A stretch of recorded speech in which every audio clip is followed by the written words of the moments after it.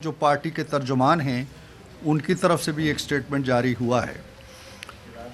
ان سب کا خلاصہ یہ ہے کہ جو میں سمجھا ہوں کہ اگر آج جوڈیشل کمیشنز کا ہم اعلان نہیں کرتے، جو کہ اس وقت تک نہیں ہوا، تو وہ 12 بجے کے بعد سے یا کل سے بلکہ ابھی سے مذاکرات کے سلسلے کو ختم کر رہے ہیں۔ انہوں نے یہ بھی کہا ہے کہ وہ یہ بات اپنے لیڈر جو اڈیالہ جیل کے اندر بند ہیں ان کے ایما پہ یا ان کے حکم پہ یہ کر رہے ہیں۔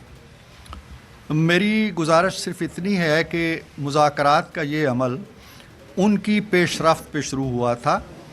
5 دسمبر کو ایک کمیٹی انہوں نے قائم کی تھی اور خود خواہش کی تھی کہ ہم بات چیت کرنا چاہتے ہیں۔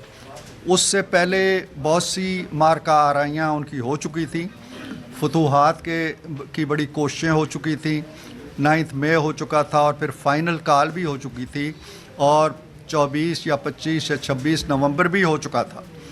اس کے بعد انہوں نے شاید محسوس کیا کہ اب ہمارے پاس مارکہ آرائی کے بجائے مذاکرات کا اور گفتگو کا راستہ باقی رہ گیا ہے، سو انہوں نے ایک کمیٹی بنا دی۔ وہ کمیٹی ہمارے اسپیکر صاحب سے ملی۔ آپ کو معلوم ہے ہاؤس کے اندر بھی انہوں نے خواہش کا اظہار کیا کہ ہم بات چیت کرنا چاہتے ہیں۔ اسپیکر صاحب سے انہوں نے یہ کہا کہ آپ حکومت سے کہیں۔ اسپیکر صاحب وزیر اعظم سے ملے۔ وزیر اعظم صاحب نے ایک مذاکراتی کمیٹی تشکیل دی جس میں تمام اتحادی جماعتوں کے ارکان، 7 جماعتوں کے ارکان اس میں شامل کر دیے۔ اس کے بعد ہمارا سیریس ڈیلیبریشنز شروع ہوئیں۔ پہلی میٹنگ میں یہ طے پایا کہ وہ اپنے مطالبات تحریری شکل میں لے کے آئیں گے۔ دوسری میٹنگ میں وہ نہیں لے کے آئے۔ چلتے چلتے جو 16 جنوری کو میٹنگ ہوئی اس میں وہ اپنے مطالبات لے کے آئے تحریری شکل میں۔ گویا 5 دسمبر سے لے کے 16 جنوری تک اگر آپ گنیں تو اس میں 6 ہفتے لگے ان کو، 42 ڈیز لگے ان کو اپنے مطالبات لانے میں۔ اور ہم سے یہ تقاضا ہے کہ آپ 7 دن کے اندر اندر ان تمام نکات کا جواب بھی دے دیں اور اس میں جو کچھ بھی ہم نے کہا ہے اس کا پازیٹیو اور مثبت جواب دیں، اور جوڈیشل کمیشن ہماری شرائط کے مطابق جن ججوں کے بارے میں ہم نے کہا ہے ان کو اس میں ڈال کے اور ہمارے مطالبات کو، ہمارے ٹی او آرز کو اس میں ڈالیں۔ اب ہم نے ان مطالبات کو لے لیا، بڑی سنجیدگی سے لے لیا۔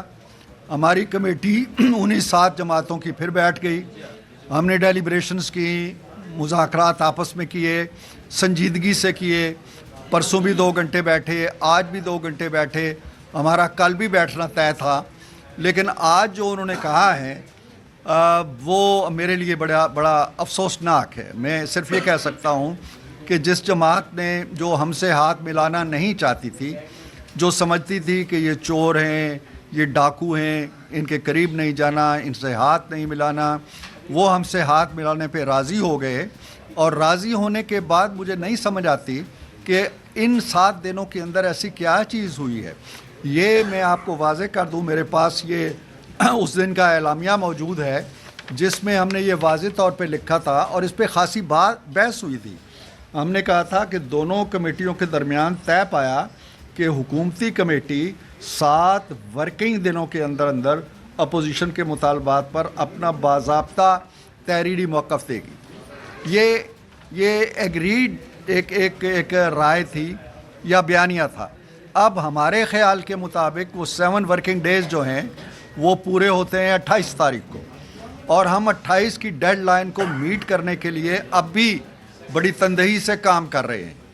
لیکن مجھے کوئی لفظ مل نہیں رہے سوائے اس شعر کے کہ ان کو آنے کی بھی بے تابی تھی اور جانے کی بھی جلدی ہے بہت۔ وہ جس بے تابی سے آئے تھے اسی بے تابی سے جا رہے ہیں واپس۔ ہم انہیں کہتے ہیں کہ ابھی نہ جائیں، کچھ دن ٹھہر جائیں، موسم خوشگوار ہونے دیں، سازگار ہونے دیں۔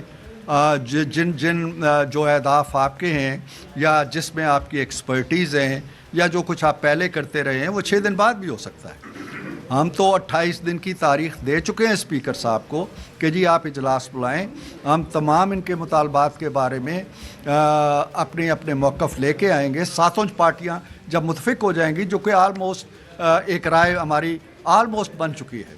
تو اس کے باوجود ان کا مجھے نہیں سمجھ کہ جو چیز آج 23 تاریخ کو ہونا ناگزیر ہے، ضروری ہے، اتنی ضروری ہے کہ وہ جس مذاکراتی عمل کے لیے بڑے بےتاب تھے اس کو بھی بھاڑ میں جھونکنے کے لیے تیار ہیں. صرف 5 دن مزید انتظار نہیں کر سکتے.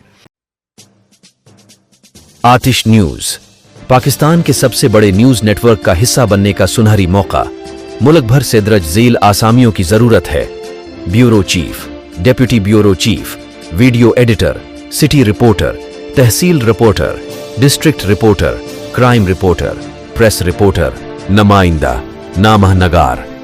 Chief executive Syed Jamshed Bukhari. مزید معلومات کے لیے ان نمبرز پر رابطہ کریں.